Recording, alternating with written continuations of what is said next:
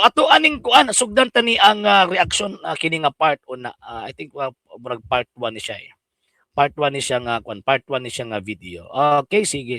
Atong i-play. Naabay pastor Kani mao ni ang unang sa pagkabalo nako, mao ni ang unang question ni Father Darwin against kay tawag ining Pastoy Fuentes. And at the same time kini manggod nga topic mura siya og ako hapon ako patan-awon mura gahikog si kuan mura gahikog si Pastoy Fuentes. Nga naman kay una according to the Bible and references. Wala gani gibutang nga standard references.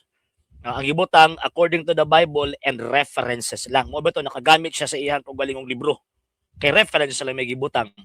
So sa tinuod lang kung ato ang tan-awon i-observe nato ang kuan, i-observe nato ang tawag ining sa proposition palang daan. Sa proposition palang daan, kabalot nga di gyud sa kabarog. Mo na nga pinaka-safe niya nga tawag ining magsilbi haven niya kung baga. Pinaka-safe point niya mo gamit siya iya ilang kaugalingong gitawag og libro. Kabanday mo, di ba? Ang pinaka-main evidence niya datong The Trail of Blood. Nya ang Trail of Blood gisulat ni James Melton Carroll nga usa ka Baptist minister. Ano di man siya mo gamit og tawag ng sama sa iyang paggamit sa second stand katong kang Father Darwin na nga nagamit siya sa Encyclopedia Britannica. Nga nang wala man siya tawag ni gamit. Nga naman kay mapakong man siya. Sa kasaysayan sa gitawag og Baptist. Mapakong man siya. Ang nahitabo sa tinuod lang dili magyud di gyud siya kabarog kung mogamit siya og standard references. Ang di man siya kabarog kay ang standard references dili muhaom or dili mudapig sa ilahang gitawag og claim. Ma'am Deshel Gregorio, good evening. Sir Chipro Trimida, good evening. Dili mo haom ba sa ilahang gitawag og i-claim. Mo na og kabantay mo ang main reference katong siya pay ni barog ang Trail of Blood nga gisulat sa usa ka Baptist minister. Abi ninyo unsay mga tawag ining alibay ana nila nga di sila mudawat sa tawag ining nga sa reference. Pari ra may gasulat ana, monsenyor ra may gasulat ana, ang tawag ining ay katolikong history ra may gasulat ana. Pero tanawa. Di ba tanawa? Sa pag-atubang og debate di sila mo gamit og isang reference kuno kasi katoliko kuno na pero ni gamit sa ilang kaugalingong kasaysayan. Ang rason naman may kaugalingong kasaysayan. Yes. Di nato na ihikaw nila nga tawag ining di na to na ihikaw nila nga mogamit sila ilang kaugalingong history. Pero ang question ana, verified ba ang maong gitawag og history? Verified ba? Kaya ako pwede man ko maghimog akong kaugalingong history. Pero ang question ana, kana ba akong gisulat verified ba? Hindi man mahimong ma-verified. Kay ang history man gud kung atong tan-awon ang matag libro man gud, na ay mga detalye nga wala sa ubang mga libro. Pero nung ka nga magkasumpaki ang maong gitawag og mga libro. Dili na magkasumpaki. Ngano man kay ang source nila na mga panahon nga ang mga stories pari-pareho silang mga sources. Pari-pareho silang mga sources. Karon ang giatbang mo ba to nagkatawag ko kay historical facts at bangan nimo og listahan. Actually, ma-consider man gud nako nga listahan sa bulad. Ma-consider na ko ba nga listahan sa bulad ba kay instead of provide ng evidence ka klaro, mag-provide ng imuhang kaugalingon. Mas credible pa ang mga pari nga mga istorya kontra sa ilang kaugalingong istoryan. Kano man, magsulat sila dapig sa ilay. Ang mga pari nga mga istoryan dili, nga naman kay gitan-aw nila pag magsulat na sila, ilang ihatag or ilang i-assure sa mga nagbasa nga naa sila credibility to write o tawag inong to give an information by way of writings. Di ba? Ana na eh. So dinhi sa tinuod lang kung ako ang tawag inong assessment sa kini nga topic, dili siya tawag ining makabarog, di siya makakot og ubang pa mga libro ngano man kay mo na kung gingon di mo dapig ang iyang claim nga ang Baptist Church, ang mga Baptist pastoy naa sila tawag ining apostolic succession. Nya magkatawa pag yugo kay naa pa siya sa fallacy niya di siya makahatag og unsang klaseng fallacy ato ning ipadayon.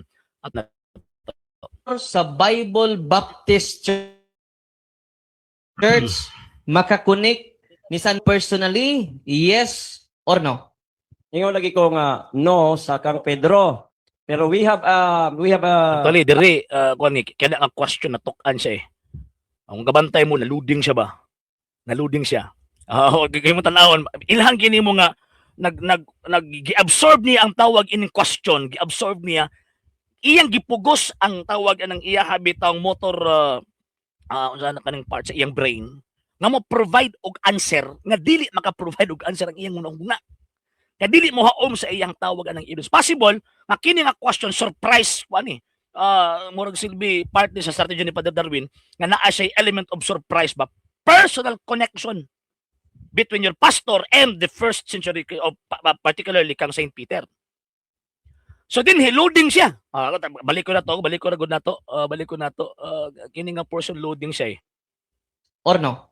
ingon lagi ko nga no sa kang Pedro. Pero we have kaning gitawag og Di ba? Di ba? Di ba?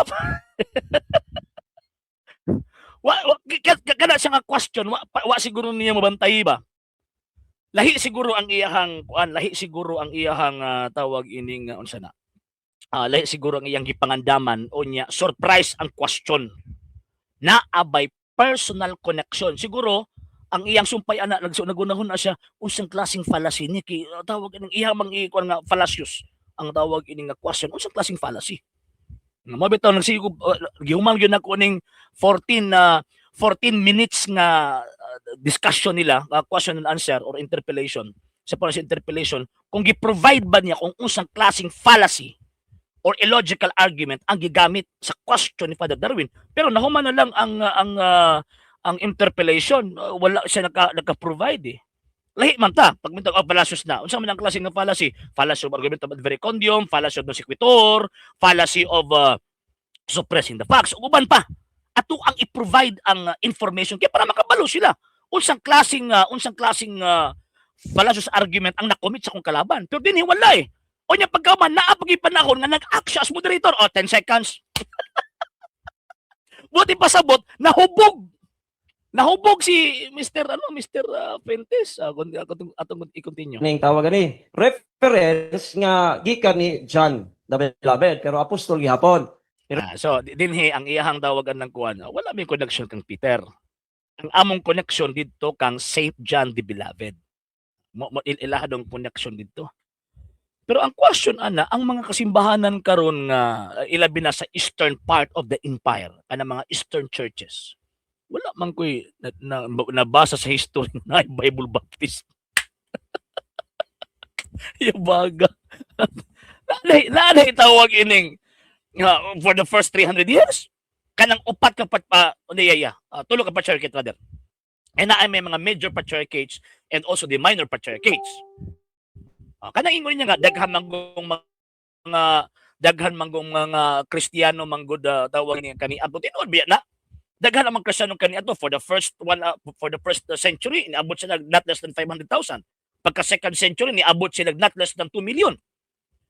Pag-abot og third to fourth century ni samot nga mas nidaghan sila. Mo bitaw nagkabuang din na ang mga tawag ining mga emperors. Pero ang problema kanang iyang claim na apil ang Baptist, wa kay mabasa dito nga apil ang Baptist. Wala mabasa in the sense nga wala sa kasaysayan. Anong wala man sa kasaysayan kaya ang iyang pundok kanang iyang ang gi-claim nga naa ko ni apostolic connection walay usukan pa ba dili pa existido at that time. Dili pa existido. Sige. Sa hindi pa po nakapag-follow sa mga pages po natin, i-follow nyo po yung mga pages po natin, RJ Horolanciano II, TV Apolia Punto Argumento page, Kuya Apologist TV page, and RJ's Vlog 2022. And pwede rin po kayo mag-send po dyan ng Facebook stars. And also, sa ating po mga channels, sa hindi po nakapag-subscribe, i-subscribe po ninyo yung mga channels natin, The Lay Catholic, Apologist International Official, RJ Sano II TV, Kuya Apologist TV, and Barrio Kawayan Religious Forum.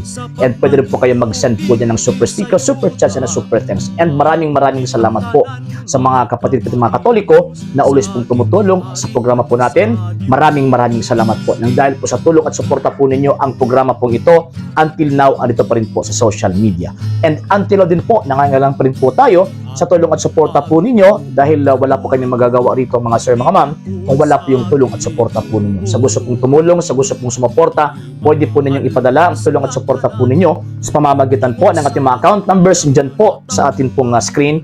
And pwede niyo po kaming i-message sa ating pong page kung via remittance po yung papadala po ninyo. Maraming salamat po in advance.